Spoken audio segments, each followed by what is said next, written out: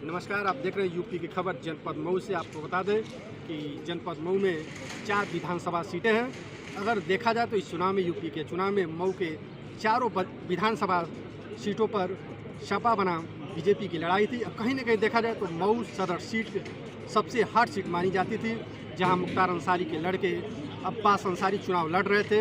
और अब्बास अंसारी को सीधे टक्कर देने के लिए, या तो कहा जाए कि सीधे चुनौती देने के लिए, बीजेपी के उम्मीदवार अशोक सिंह काफ़ी चुनाव मजबूती से चुनाव लड़ रहे थे। कहीं ना कहीं देखा यह जा रहा था, असमंजस में जनता यह थी कि मऊ सदर सीट की इस बार क्या हालत होगी, क्या कौन चुनाव जीतता है।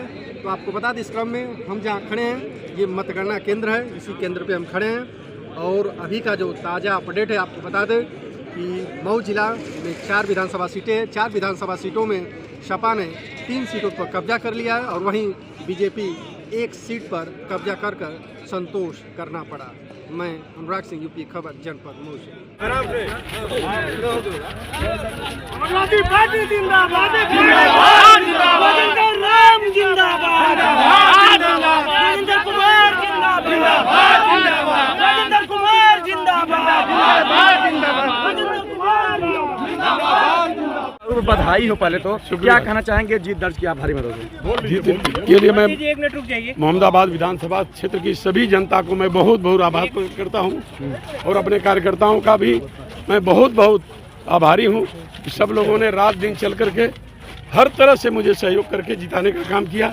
इसके लिए हम उनका बहुत बहुत आभार प्रकट करते हैं, धन्यवाद ज्ञापित करते हैं। और उससे पहले हम अपने पार्टी हाईकमान, अपने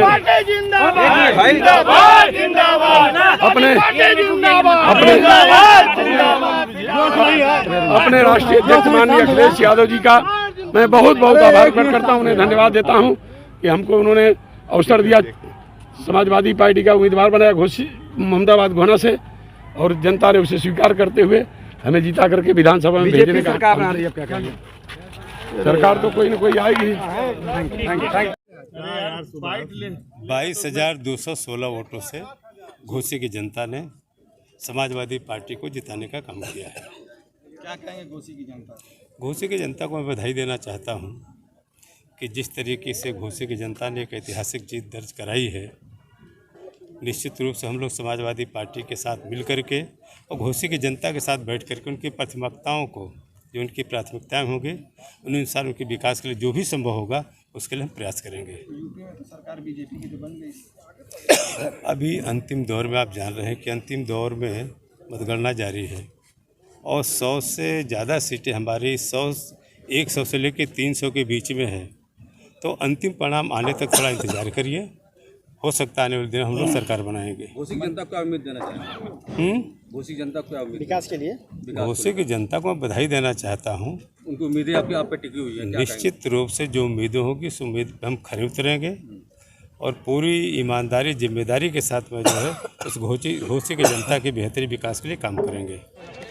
लगभग 40,000 वोटों से। क्या कहेंगे मऊ की जनता को? एक बार फिर आपका मऊ की जनता को शुक्रिया अदा करेंगे, तहे दिल से धन्यवाद देंगे कि उन्होंने अपना जनप्रतिनिधि बनाकर भेजा है। और जितने भी वोट पाया हूँ, बात उसकी नहीं है, मऊ के एक एक नागरिक की काम और उनकी हिफाजत करना मेरा कर्तव्य होगा, मेरी जिम्मेदारी होगी। आपके जीतने के बाद क्या कुछ खास रहेगा जनता के लिए?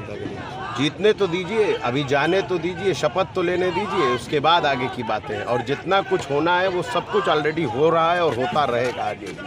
ओम प्रकाश की वजह से भी जीत आसान हुई है। पूर्वांचल में काफ़ी सीटें निकली हैं सपा की। आदरणीय ओम प्रकाश चाचा हम सबके बड़े बुजुर्ग हैं, और सोलदेव भारतीय समाज पार्टी से मैं चुनाव लड़ा था। छड़ी का सिंबल मेरे साथ था, और राष्ट्रीय अध्यक्ष अखिलेश यादव जी ने अपना आशीर्वाद दिया, और ये मेरे पिता जनाब मुख्तार अंसारी साहब की सीट रही है, और मैं वहाँ से चुनाव जीता हूँ। ये मेरे लिए बहुत गर्व की बात है। ठीक।